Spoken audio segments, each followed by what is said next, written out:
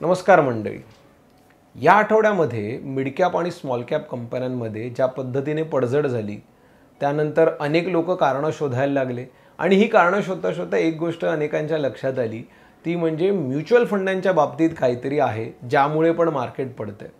हे आपल्या लास्ट व्हिडिओमध्ये पण आपण डिस्कस केलेलं की सेबीने ॲम्फीला काही गोष्टी सांगितल्या आणि ॲम्फीने सर्व म्युच्युअल फंड कंपन्यांना काही गोष्टी सांगितल्या, ॲसेट मॅनेजमेंट कंपनीजना, की तुम्ही एक स्ट्रेस टेस्ट करा. ना आता स्ट्रेस टेस्ट काय असतं हे जर आपण ह्या व्हिडिओच्या मार्फत समजून घेऊया. मुळात गेल्या वर्षभरामध्ये एक्झॅक्ट आपण पाहूया, गेल्या मार्चपासून आतापर्यंत ही जी तेजी झालेली आहे किंवा आता हे जर रिसेंट फॉल सोडला तर ओव्हरऑल आपण म्हणूया गेल्या 10-11 महिन्यामध्ये बाजाराने जबरदस्त तेजी दाखवली. आणि ह्या तेजीमध्ये नेमके कोणते सेगमेंट वाढले तर मार्केटमधल्या ज्या मध्यम स्वरूपाच्या कंपन्या, ज्याला आपण म्हणूया मार्केट कॅपिटलायझेशन वाईज 101 ते 250 ह्या झोनमधल्या कंपन्या, आणि 250 नंतरच्या ज्या स्मॉल कॅप कंपन्या, प्रामुख्याने जे CNX 500 म्हणजे त्या पुढच्या 250 कंपन्या, ह्या आपण म्हणू शकतो ह्या 400चा जो डेटा आहे ह्या कंपन्यांमध्ये प्रामुख्याने तेजी दिसून आली. आणि ही का आली? कारण मॅक्सिमम पैसा जो म्युच्युअल फंडामार्फत शेअर बाजारात आला हा ह्या दोन कॅटेगरीमध्ये आला. इनफॅक्ट असं दिसून आलं की गेल्या 10 महिन्यामध्ये लार्ज कॅप म्युच्युअल फंडमधून पैसा विड्रॉ झाला आहे आणि मिड कॅप आणि स्मॉल कॅपमध्ये इन्व्हेस्ट झाले. SIP नंबर पण खूप स्ट्रॉंग आहे. ओव्हरऑल जी SIP येते त्याच्यामध्ये पण नवीन SIP येण्याचं प्रमाण पण मिड अँड स्मॉल कॅपमध्ये आहे. आता एक भाग आपण थोडासा लक्षात घेऊया.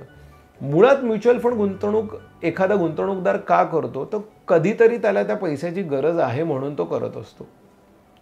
पण भारतामध्ये किंवा ओव्हरऑल एक सेंटिमेंट ज्याला आपण म्हणतो किंवा एक रिटेल म्हणतो ना, एक किरकोळ गुंतवणूकदाराची जी एक मानसिकता असते ती अशी असते की जेव्हा तेजी होत असते तेव्हा लोक पैसा लावत असतात आणि जेव्हा एखादी मंदी येते तेव्हा पैसा काढत असतात.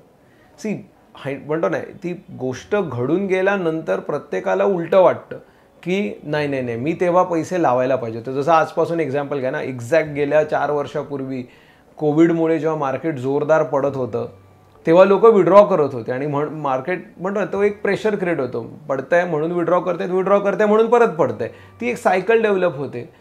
सो आज प्रत्येकाला वाटतं की मला 4 वर्षापूर्वीची जी निफ्टीची लेवल किंवा सेन्सेक्सची लेवल मिळाली असती 27-26 हजारचा सेन्सेक्स किंवा 7,500चा निफ्टी, तर मी कितीतरी पैसे लावू शकलो असतो. पण जेव्हा ते घडत असतं ना तेव्हा मात्र लोक पैसा विड्रॉ करत असतात.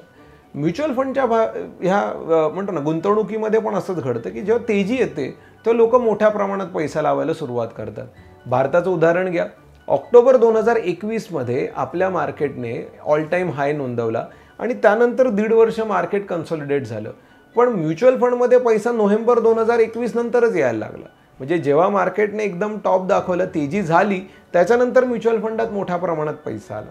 सो हा भाग काय सांगतो की जसं लोक तेजीमध्ये पैसा लावतात तसं ते विड्रॉ पण करतात. आणि ही एक हर्ड मेंटॅलिटी म्हणा किंवा एक सायकोलॉजी म्हणा लोकांची, ही एकाच वेळी जी काम करते ह्याचा कुठेतरी परिणाम म्युच्युअल फंडांवर होत असतो. आता यामुळे काय होऊ शकतं की जर समजा एकाच वेळी रिडम्पशन प्रेशर आला, म्हणजेच लोकांनी जर पैसे विड्रॉ करत असतील, तर ह्या ज्या मिड कॅप आणि स्मॉल कॅप कंपन्या आहेत ह्या साईजनेच खूप छोट्या असतात. खूप छोट्या साईजच्या कंपन्या, त्यात पण त्यांचा बराचसा स्टेक, जर आपण पकडूया 60-70-80% जो स्टेक हा प्रमोटर्सकडे आहे, तर उरला स्टेक किती? सो एक एक्झाम्पल घेऊया आपण. समजा एखाद्या कंपनीचं मार्केट कॅपिटलायझेशन हे जेमतेम 4,000 कोटी आहे. 3,000 कोटी समजा 75% स्टेक हा जर प्रमोटरकडे, 1,000 कोटी हा त्याचा मार्केट कॅप, ज्याला आपण म्हणूया फ्री फ्लोट, म्हणजे मार्केटमध्ये फिरणारे शेअर्स, ह्याचं व्हॅल्युएशन जर समजा 1,000 कोटी आहे आणि त्याच्यामध्ये जर समजा एक 10, 20, 40, 50, 100 कोटीची जरी बाईंग झाली तरी त्याचा स्टॉक हा इझिली 15-20% वर खाली होताना आपण पाहत असतो. जर विड्रॉ झाले ओव्हरऑल मार्केटमधून पैसे, म्हणजे म्युच्युअल फंडामधून जर रिडम्पशन आलं, तर ॲक्च्युली फंड मॅनेजर्सना हे सगळे शेअर्स विकून गुंतवणूकदारांना पैसे रिटर्न द्यावे लागतात, राईट? मग जर हे पैसे अशा रीतीने रिटर्न देण्याची वेळ आली तर या मिड कॅप आणि स्मॉल कॅप कंपन्यांमध्ये तेवढी लिक्विडिटी आहे का? याचा अर्थ या कंपन्यांचे तेवढे शेअर्स मार्केटमध्ये फिरतायत का की ते विकून हे रिडम्पशन म्युच्युअल फंड कंपन्या देऊ शकतील? हे चेक करणं यालाच म्हणतात स्ट्रेस टेस्ट.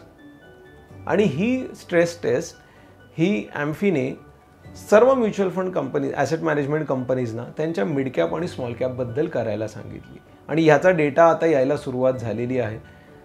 हा डेटा मिक्स आहे. ॲज ऑफ नाव ह्याच्यातून निष्कर्ष लगेच काही काढता येत नाही आहे, पण ह्या डेटामुळे ॲटलिस्ट हे समोर आलं की ह्या म्युच्युअल फंड कंपन्या किंवा आपण म्हणा ॲसेट मॅनेजमेंट कंपनीज या म्युच्युअल फंड मिड कॅप आणि स्मॉल कॅप हे फंड्स आहेत हे योग्य प्रकारे हाताळू शकतील. आपण एक उदाहरण घेऊया. सो सगळ्यात मोठी जी स्मॉल कॅप सेगमेंटमधली जी स्कीम आहे ती आहे निपॉन ॲसेट इंडियाची जी स्मॉल कॅप स्कीम आहे ही सर्वात मोठी आहे. सो यांनी तसं सांगितलं की जर 25% रिडम्शन आलं तर त्यांना 13 दिवस लागतील रिडम्शन करायला. याचा अर्थ असा नाही की गुंतवणूकदारांना पैसे ते देऊ नाही शकत, पण जर तेवढा फोर्स आला तर कदाचित त्यांना 13 दिवसांचा अवधी लागू शकतो. आणि जर 50% रिडम्शन आलं तर त्यांना 27 दिवसांचा अवधी लागू शकतो. आता काही कंपन्यांच्या बाबतीत हे असं पण आलेलं आहे, हा डेटा 2 दिवस आणि 4 दिवस पण आलेला आहे. याच्यातून म्हणजे हे थोडक्यात असं म्हणू शकतो, इन्शुरन्समध्ये एक जशी संकल्पना असते ना क्लेम सेटलमेंट रेशो, की जर एखाद्या व्यक्तीला काही झालं तर त्या कंपनीची क्लेम पैसा परतावा, क्लेमचा पैसा देण्याची क्षमता किती आहे, त्यांचा रेशो किती आहे, त्याला म्हणतात क्लेम सेटलमेंट रेशो. मला फक्त असं वाटतं की ह्या स्ट्रेस टेस्टमुळे इमिजिएट बाजाराला काही इम्पॅक्ट होणार नाही, पण इथून पुढे म्युच्युअल फंड सिलेक्शनमध्ये कदाचित हा एक क्रायटेरिया बनू शकेल की ज्यामध्ये आपण असं म्हणू शकतो की म्युच्युअल फंडचा ओव्हरऑल पोर्टफोलिओ, रिटर्न्स आणि हे जसे निकष आपण बघतो तसं कदाचित स्ट्रेस टेस्ट हा पण एक क्रायटेरिया असेल की ज्यावरून म्युच्युअल फंड गुंतवणूकदार हे तो पर्टिक्युलर म्युच्युअल फंड स्कीम निवडण्याचा प्रयत्न करतील. बाकी ॲज ऑफ नाव मी हेच सांगेन, खूप रेग्युलेटेड इंडस्ट्री आहे म्युच्युअल फंड आणि खूप चांगल्या रीतीने ही हाताळली गेलेली आहे. आणि एक गोष्ट सांगेन, जर म्हणजे हा खूप ब्रॉड विचार असेल, पण हा एक लॉंग टर्मचा पैसा असतो. लक्षात घ्या, म्युच्युअल फंडात जी कुठली आपण गुंतवणूक करतो किंवा कुठलीही गुंतवणूक म्हणा, ह्याच्यामध्ये जो आपला परतावा बनतो ना, हा दीर्घकालीन गुंतवणूक ती जी कंपाऊंड होते त्यामुळे बनतो. त्यामुळे स्पेशली आय नो ह्या व्हिडिओचे व्ह्यूवर्स कमी असतील, पण मी ह्या सर्व व्ह्यूवर्सनाही सांगेन की वेळ घडून गेल्यानंतर आपल्याला नेहमी वाटतं की आयदर तेव्हा पैसे लावायला पाहिजे होते किंवा केलेली गुंतवणूक होल्ड करायला पाहिजे होती.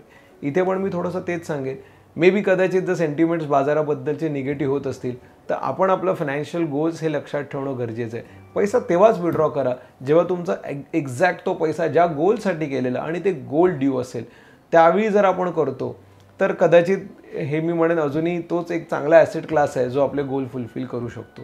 बाकी ह्या स्ट्रेस टेस्टबद्दल आणि ह्या मिड कॅप स्मॉल कॅपबद्दलच्या पडझडीबद्दल खूप घाबरून जाण्यासारखी गरज नाही आहे.